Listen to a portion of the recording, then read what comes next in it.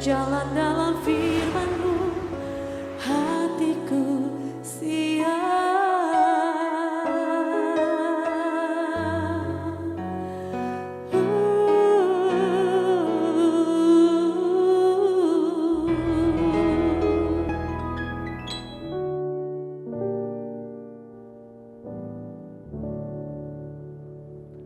Salam, God lover yang dikasihi oleh Tuhan Yesus Kristus. Senang boleh bersama-sama kembali dalam program Rest and God.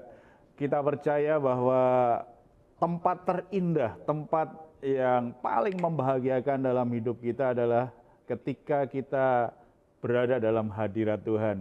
Karena ketika kita berada dalam hadirat Tuhan, maka anugerah Bapa di surga itu akan mengalir berlimpah, memberi kita keteduhan hati, memberi kita ketenangan, memberi kita keringanan untuk menanggung segala perkara. Kita jadi merasa ringan, lebih ringan karena Tuhan memberi kita kekuatan batin yang semakin kuat.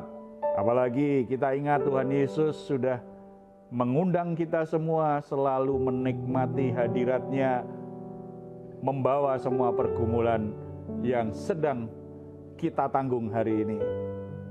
Marilah kepadaku semua yang letih lesu dan berbeban berat, aku akan memberi kelegaan kepadamu. Satu undangan yang sangat indah yang seharusnya kita responi. Mari kita hampiri Dia dalam doa kita, pujian kita, penyembahan kita kepadanya. Kita bersatu dalam doa.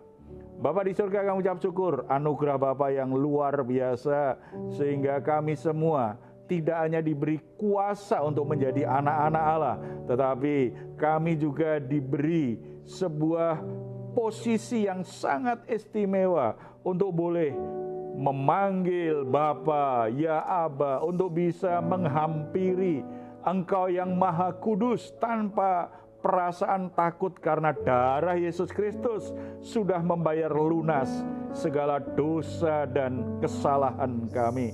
Saat ini kami menghampiri tahta kasih karunia-Mu Bapa. Kami membawa semua beban hidup kami, pergumulan kami. Kami sangat percaya Engkau peduli, Engkau akan memberi kami kelegaan, pertolongan, memberi kami kekuatan yang kami butuhkan untuk menanggungnya. Bahkan membawa perjalanan hidup kami menuju kemenangan demi kemenangan. Engkau layak menerima segala yang baik, menerima segala pujian, hormat, dan kemuliaan dalam hidup kami selama-lamanya. Dalam nama Tuhan Yesus. Amin. Malam hari ini Tuhan, kami kembali menghampiri tahta kudus Tuhan. Sebab pertolongan kami hanya datang daripada Engkau. Terima kasih Tuhan. Yesus, dengan sayap-Mu ku akan terbang tinggi di tengah badai hidup. Ku tak menyerah, Kau kekuatan dan perlindungan bagiku, pertolonganku di tempat maha tinggi. Ku mengangkat tanganku, aku berserah, Kau ku nantikan, Kau yang ku sembah, Yesusku, Rajaku. Terima kasih Tuhan. Firman-Mu berkata Kau besertaku, maka kuat roh dan jiwaku. Tangan-Mu Tuhan selalu ku nantikan. Di setiap langkah ku percaya, dengan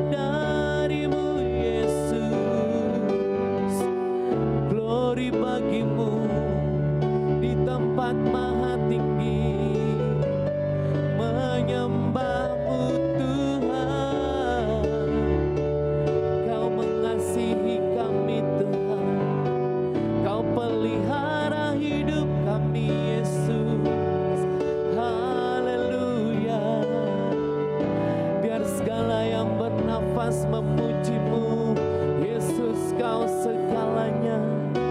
Terima kasih Tuhan, haleluya. Ku nyanyi haleluya, amin. Ku nyanyi haleluya.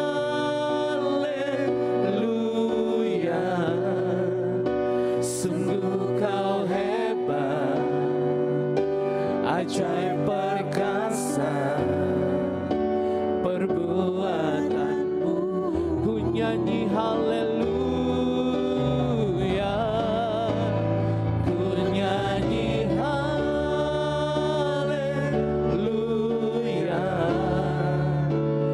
ku nyanyi haleluya.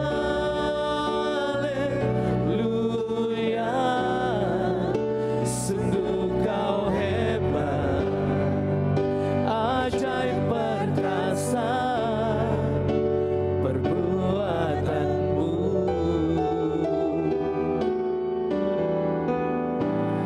Di hidupku.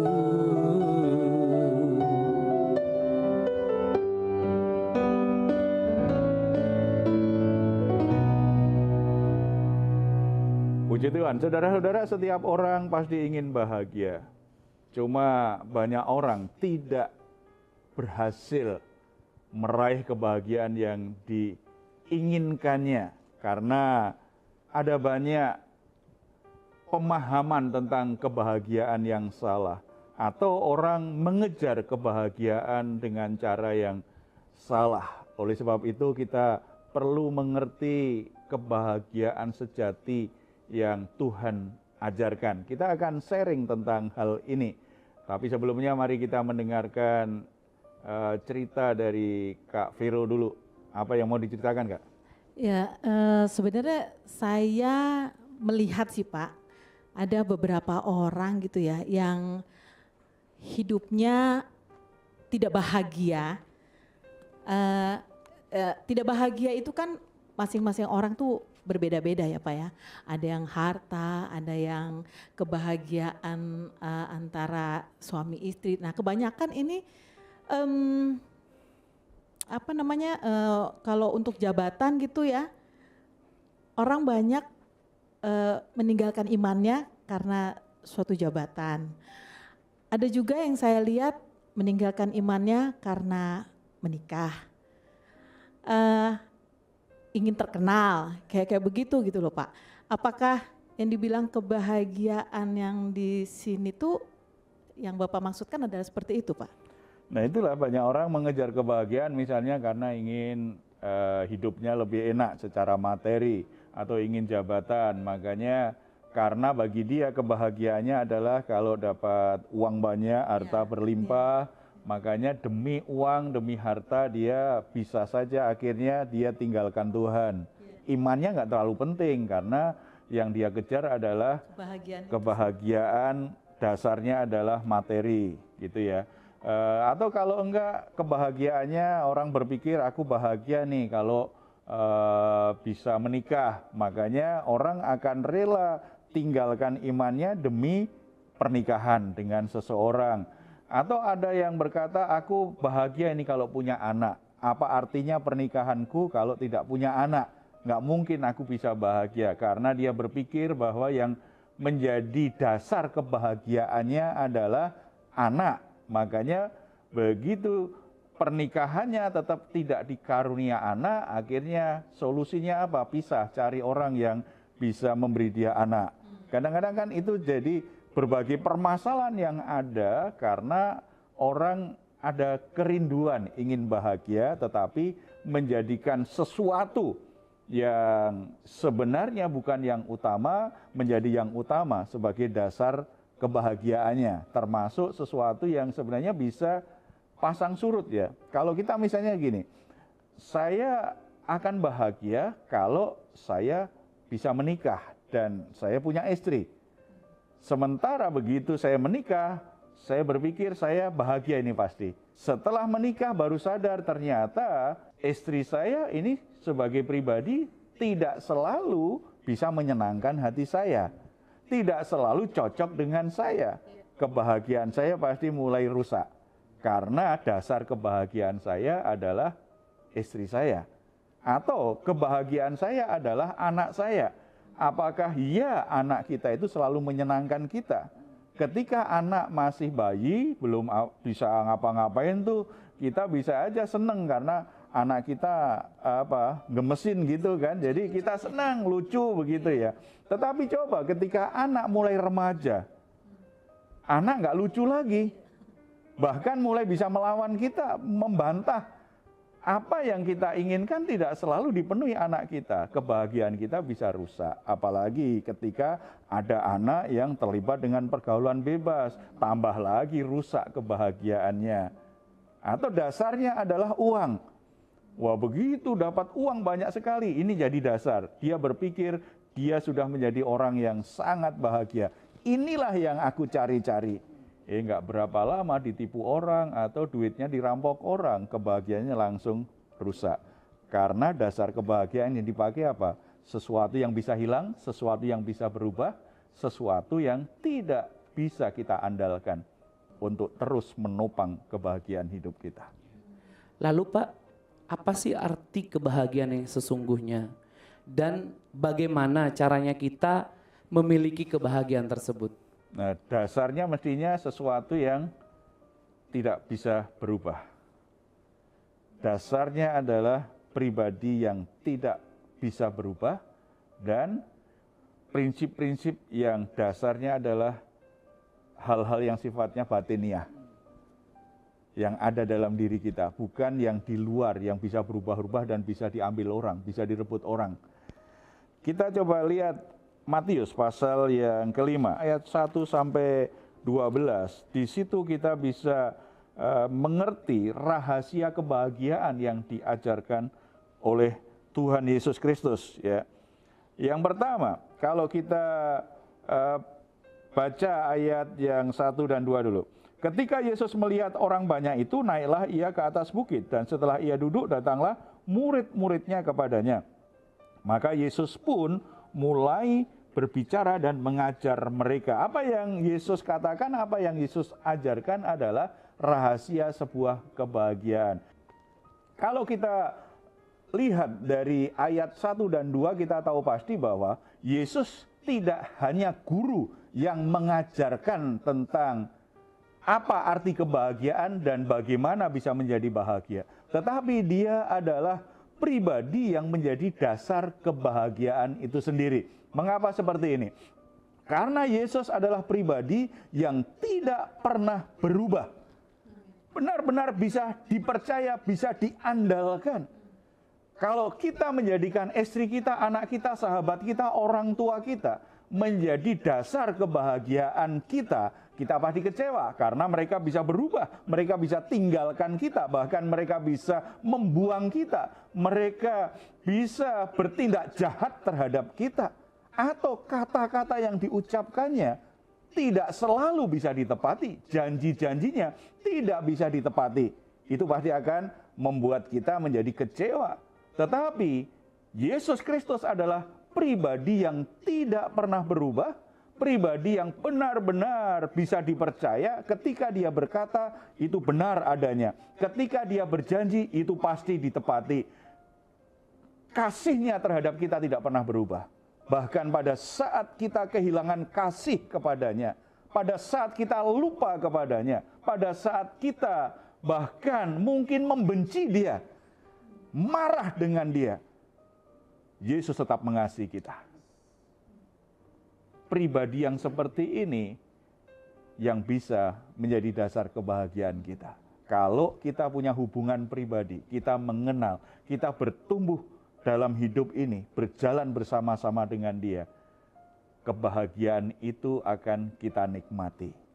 Kita memiliki pribadi yang sungguh-sungguh mengasihi, sungguh-sungguh hadir, selalu hadir, mengerti keadaan kita, tidak pernah membuang kita, dan segala sesuatu yang dipikirkan Yesus terhadap kita adalah bagaimana kita semakin hari, semakin menjadi pribadi yang terbaik di mata Bapa di surga.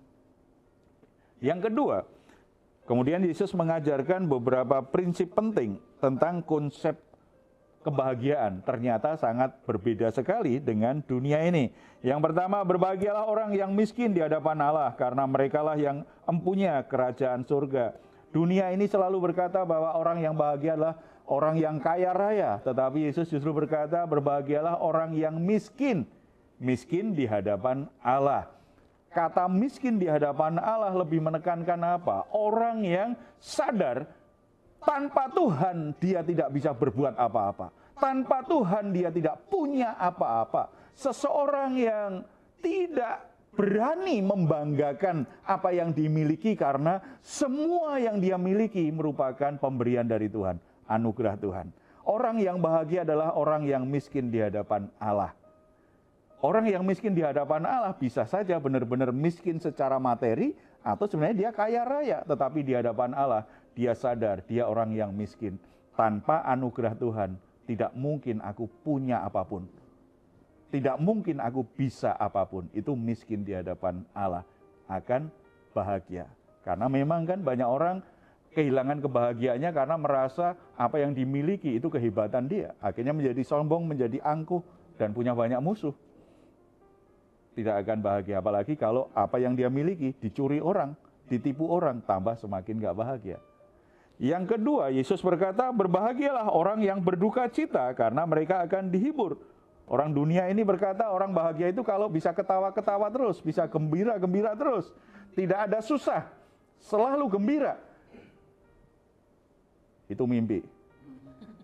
Hidup di dunia tanpa air mata itu hanya mimpi. Karena dunia ini adalah dunia yang rusak oleh dosa, ditinggali oleh orang-orang yang berdosa. Dunia yang sangat tidak ideal. Bagaimana mungkin kita mimpi tidak pernah ada kesedihan. Maunya gembira-gembira terus. Yesus mengungkapkan, kalau kamu ingin bahagia, kamu tahu apa artinya duka cita di hadapanku. Duka cita karena apa? Kamu selalu menyadari kamu nggak sempurna. Kamu selalu rendah hati mengakui kamu sudah berbuat salah. Kamu rendah hati, lembut hati untuk berkata, ya Tuhan aku sudah berbuat dosa. Aku mohon belas kasihan-Mu, pengampunan-Mu. Orang yang berduka cita atas dosa, kesalahan, dan pelanggarannya. Banyak orang punya segalanya secara materi. Secara sosial, statusnya luar biasa, dihormati banyak orang. Tetapi kalau dia tidak berani mengakui sebagai manusia, dia juga bisa berbuat dosa, bisa berbuat salah, bisa gagal. Dia selalu mengemas dirinya sebagai orang yang hebat, tidak pernah salah, tidak pernah berbuat salah, selalu benar, selalu benar. Ketika buat salah, tidak bertanggung jawab, tetapi menyalahkan orang lain. Mengaku salah, tetapi tanpa penyesalan, itu justru membuat hidupnya tidak akan memiliki kebahagiaan sejati. Hal yang paling membuat kita bahagia ketika kita merasa yakin, ketika kita diampuni dosa-dosa kita. Apa yang membuat kita bahagia? Ketika kita sadar kita orang yang diampuni. Ketika kita orang yang diterima, ketika kita sadar saya orang berdosa tapi kok diampuni Tuhan, itu membuat kita bahagia. Yang ketiga, ayat 5, berbahagialah orang yang lemah lembut karena mereka akan memiliki bumi. Orang yang bahagia adalah orang yang lemah lembut. Orang yang lemah lembut itu bukan lemah gemulai, beda ya. Kalau lemah gemulai kan jalannya pelan-pelan gitu ya. Enggak. Lemah lembut itu orang yang tidak mengeraskan hati. Ketika ada orang yang menyakiti hatinya, dia tidak mengeraskan hati, membiarkan kemarahan menguasai dia dan tidak mau mengampuni. Tetapi dia rela untuk memaafkan orang yang bersalah kepadanya, mengampuni orang yang bersalah kepadanya, tidak menuntut balas orang-orang yang berbuat jahat kepadanya. Itu orang yang lembut, itu yang lemah lembut. Orang yang lemah lembut itu ketika dikoreksi tidak melawan. Ketika dia buat salah ada yang mengkoreksi, Dia tidak membantah, tidak melawan dan balik menyerang. Enggak, orang yang lemah lembut itu bisa dikoreksi, bisa ditegur. Dan orang yang lemah lembut juga itu orang yang mau dipimpin, tidak punya jiwa pemberontakan. Artinya mau tunduk, dipimpin orang yang punya otoritas atas hidupnya. Jadi kalau anak yang lemah lembut hatinya, anak yang bisa dikoreksi, ditegur oleh orang tuanya dan mau dipimpin orang tuanya. Jemaat yang lemah lembut itu jemaat yang bisa dipimpin oleh pemimpin-pemimpin rohaninya. Dalam relasi, orang yang lemah lembut itu tidak akan menyimpan kemarahan, sakit hati terlalu lama. Karena dia akan cepat untuk memaafkan. Hatinya lembut. Yang keempat, berbahagialah orang yang lapar dan haus akan kebenaran karena mereka akan dipuaskan. Orang yang bahagia itu kalau selalu ada kerinduan secara rohani. Kebahagiaan yang ditawarkan dunia ini kan sifatnya sementara. Manik dikasih segepok duit. Seneng nggak? Bahagia. Tetapi bertahan berapa lama? Nah, karena kamu langsung habisin. Apalagi uang yang segepok itu dicuri orang, wah tambah lagi sedih. Artinya oke, gembira, bahagia. Tapi ingat itu bukan dasar kebahagiaan. Cepat hilang. Cepat hilang. Ya. Punya mobil baru, bahagia nggak? Senang, bahagia. Tetapi kira-kira bertahan berapa lama? Memangnya bisa puluhan tahun? Enggak juga. Apalagi kalau mobil sudah mulai merengek-rengek ini. Sering dipakai kan, kemudian mulai biayanya jadi besar. Akhirnya lebih banyak ngeluh tuh bawa mobil. Punya istri baru, berapa lama bahagianya? Ya, orang mungkin bahagia pas pesta. Pas pesta pernikahan bahagia karena teman-temannya, keluarganya kasih ucapan semuanya kado. Iya, kado. Iya, dapat kado, itu bahagia sementara. Kemudian mulai masuk bulan madu. Belum selesai bulan madunya sudah bulan racun. Sudah nggak bahagia karena ternyata tidak seideal seperti yang diharapkan. Karena berpikir cinta kasih pasangannya inilah yang membuat dia jadi puas secara batiniah dan dia bisa bahagia. Ternyata tidak. Haus dan lapar akan kebenaran firman Tuhan. Haus akan perkara-perkara yang rohani itu menjadi dasar kebahagiaan. Karena kalau kita terpuaskan dengan perkara-perkara rohani, kebahagiaan itu akan mengalir di hati kita. Bahkan situasi apapun itu tidak mengurangi kebahagiaan kita. Ayat 7, orang yang murah hatinya. Ternyata orang yang murah hati bahagia loh. Makanya terlebih baik memberi daripada menerima. Orang yang pelit itu nggak bahagia. Orang kikir itu nggak bahagia. Orang yang murah hati bahagia. Kebahagiaan, bukankah kita bahagia ketika kita bisa buat sesuatu membahagiakan orang lain? Itulah sumber kebahagiaan. Orang yang bahagia adalah orang yang suci hatinya karena mereka akan melihat Allah. Orang yang tulus hati. Kemunafikan, memakai banyak topeng supaya mengemas diri kita, supaya kelihatan lebih baik di mata orang, supaya kelihatan sempurna di mata orang. Itu justru membuat kita tertekan. Itu membuat kita nggak bisa bahagia. Kita mestinya jaga hati kita tetap suci, murni. Jangan mencemari hati kita dengan segala hal yang kotor, hal-hal yang buruk, hal-hal yang palsu. Tetapi biarlah benar-benar murni. Apa yang kita ucapkan sama dengan hati kita. Apa yang kita lakukan sama dengan hati kita. Apa yang kita buat untuk Tuhan, untuk sesama kita, untuk orang-orang di sekitar kita. Sikap, perilaku, perkataan kita itu memang lahir dari hati yang murni. Hati yang baik akan mengalirkan hal-hal yang baik. Ketika hati dan yang kelihatan itu sama, membuat kita bahagia. Tetapi begitu kita kemas, sikap perilaku kita berbeda dari hati kita. Itu kita sedang menyerobot, kita sedang merampas kebahagiaan hidup kita. Orang yang membawa damai itu bahagia. Bahkan ayat 10, berbahagialah orang yang dianiaya oleh sebab kebenaran, karena merekalah yang empunya kerajaan Allah. Ternyata penderitaan, perlakuan buruk orang tidak akan merampas kebahagiaan kita kalau kita punya Tuhan Yesus dan kita menerapkan prinsip-prinsip kebahagiaan seperti yang diajarkan oleh Tuhan Yesus. Jadi saudara-saudara, tidak salah kita ingin bahagia. Tidak salah kita dalam hidup kita ingin menikmati kebahagiaan. Tetapi menjadi salah ketika kita berpikir manusia, harta benda, jabatan, dan hal-hal yang sementara itu bisa menjadi dasar kebahagiaan kita. Kita akan kecewa dan kita justru akan kehilangan kebahagiaan yang sesungguhnya. Bangun hidupmu dalam kebahagiaan yang di dalam Tuhan Yesus Kristus. Kita bersatu dalam doa. Bapa di surga, terima kasih anugerah Tuhan menempatkan kami pada posisi yang sangat spesial menjadi anak-anak Allah yang sangat mungkin bisa menikmati kebahagiaan sejati dalam Kristus. Berkat yang Tuhan berikan kepada kami tidak selalu sama dengan orang lain. Orang lain banyak yang lebih baik dari kami. Orang lain kelihatannya lebih beruntung dari kami. Tetapi itu bukan alasan kami untuk tidak bahagia.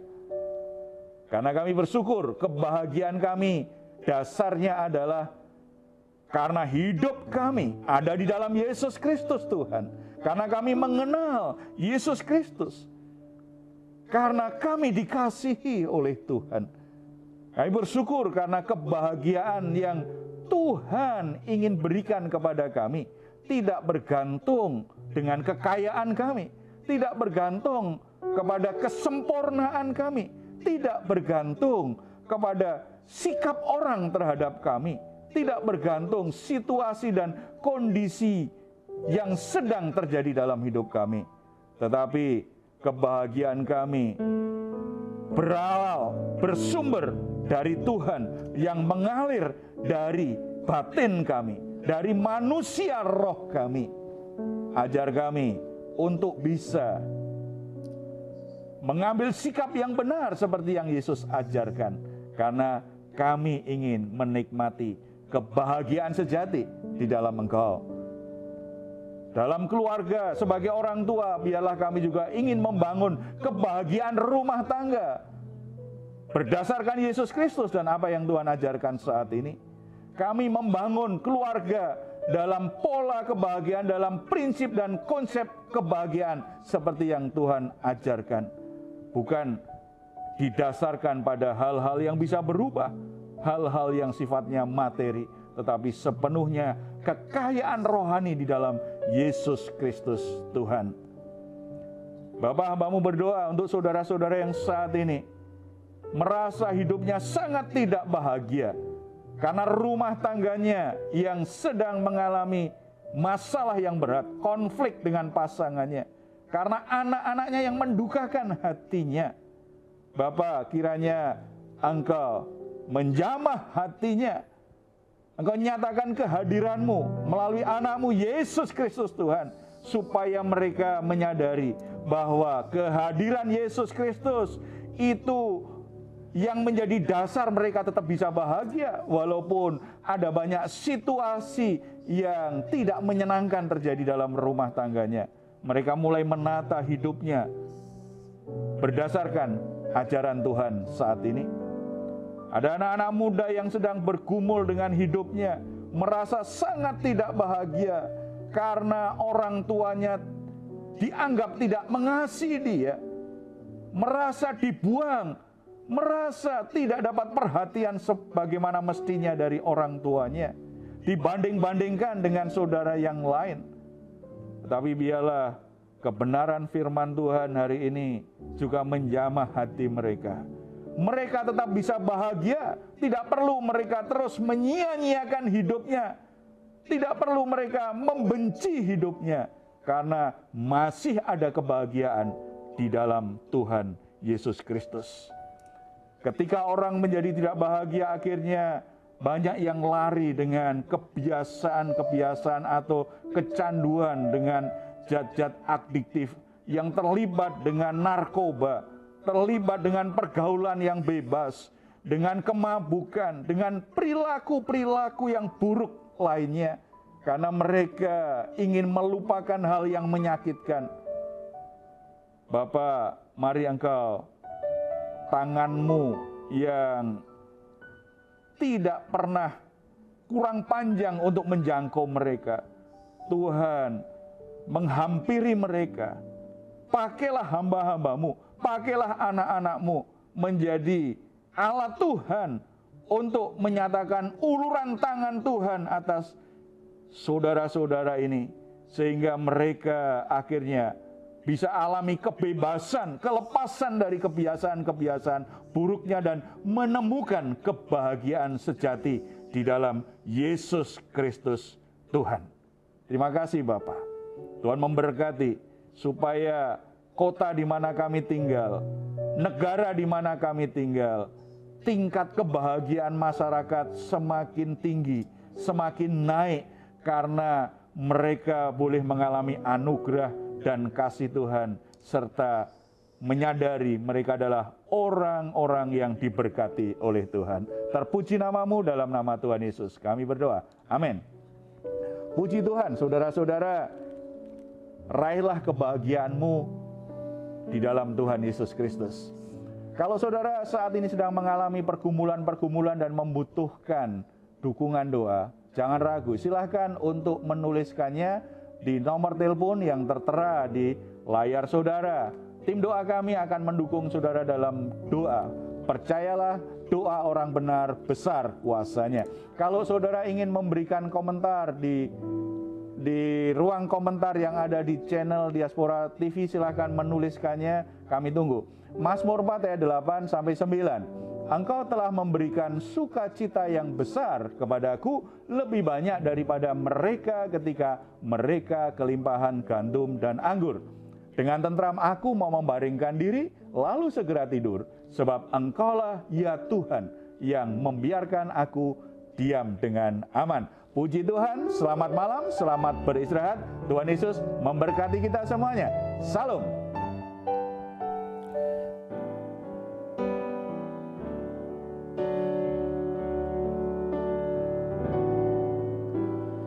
Ku nyanyi haleluya,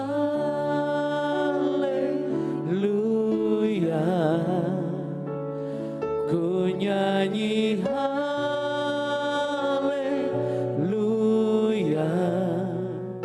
sungguh kau hebat, ajaib perkasa.